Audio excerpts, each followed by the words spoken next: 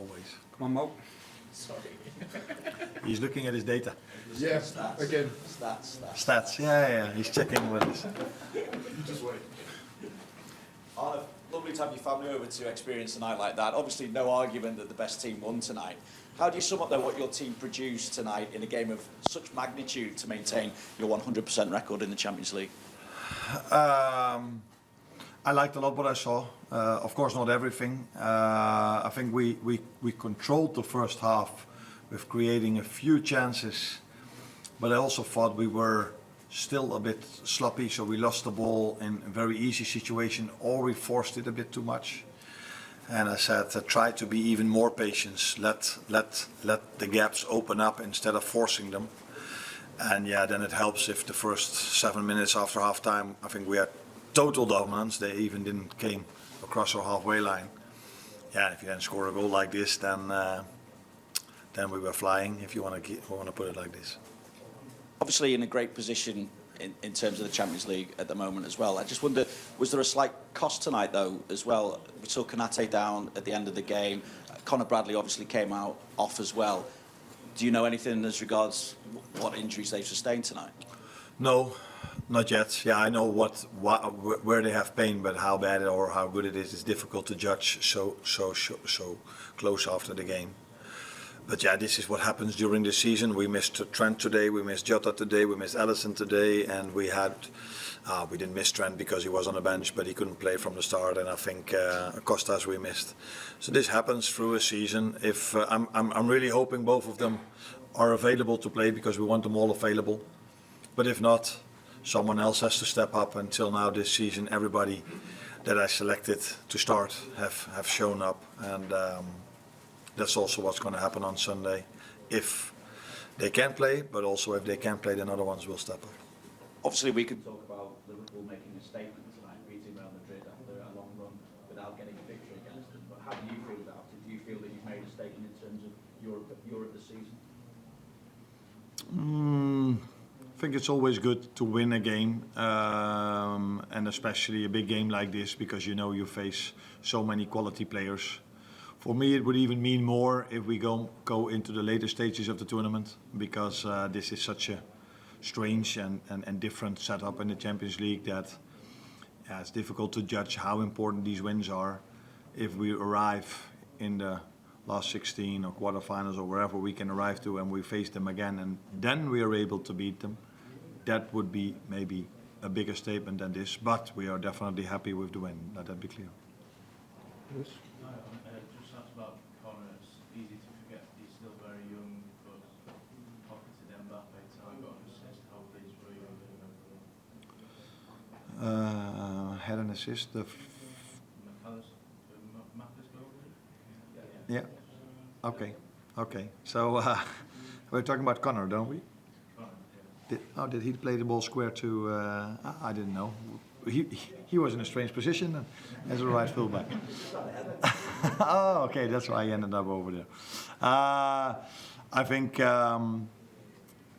it's nice for him. It's nice for his family. It's nice for us, but it's also very nice for the academy that a player that comes through the ranks of the academy does so well. And not only him, Queef was outstanding today. Curtis was outstanding today. Although probably all of them were outstanding, but to have 3 academy players in your team doing so well is I think also a big compliment for the academy this club has. And Conor did very well, but I'm totally not surprised of him doing so well, because he showed this already last season and showed this in this season in training session and in games as well. So very nice for him.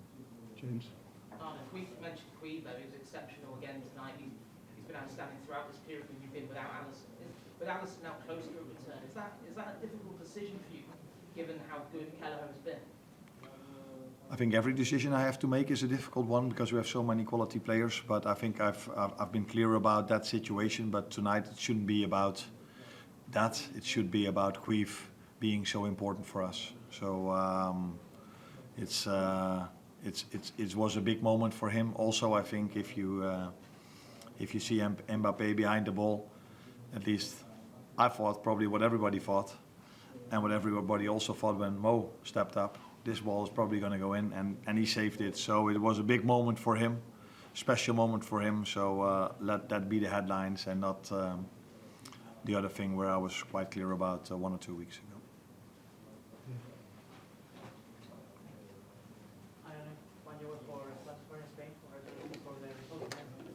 Oh, English. Oh.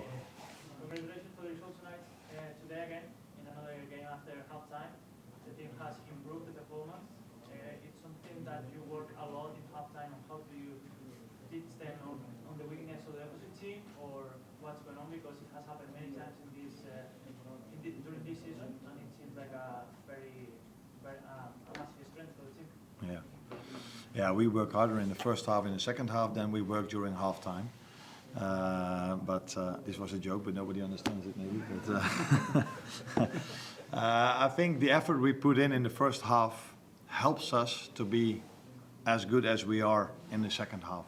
So if you play a game at this level, it's so difficult to outplay them already in the first half, but you invest, you keep on running, you keep being aggressive, you keep trying to press them high, and then in the second half, it's not only with us, but you see more goals in the second half than in the first half. That has all to do with the players also get tired.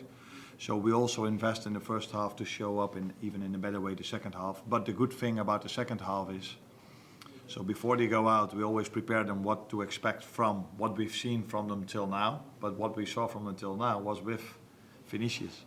Now they lined up without Vinicius, so after the first half we know better what to expect than we knew before the game. So maybe sometimes these small adjustments help as well, but it has mainly to do with the effort we put in the first half already.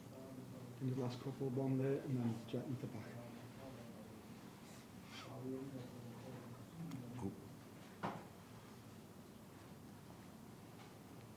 Hi, Arne. You guys played like the best team in Europe tonight.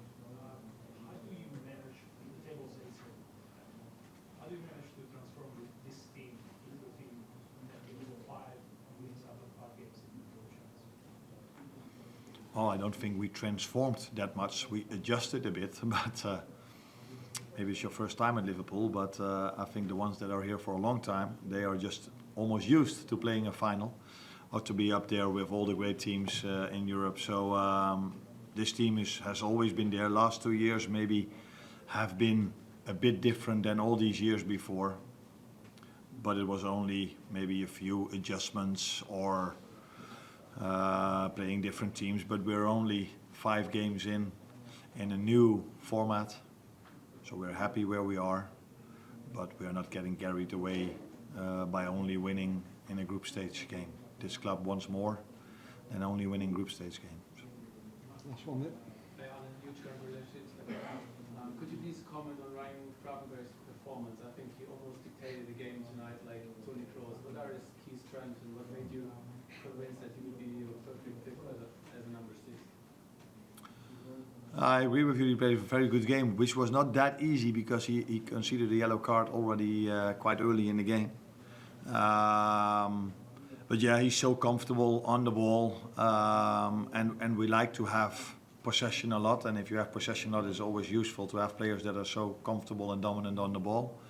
And he brings together with our last line the ball towards the players that can hurt every opposition. And that's what makes him special, together with his running capacity. He just keeps on running, and he, like all the others, also profit from the team performance, because I've said it many times, the team performance makes the individual performance and not the opposite way around. Could he become the next Toni Kroos? Could I? Could he become the next Toni Kroos maybe? No, because he's Dutch and he's not German. Cheers, Arne.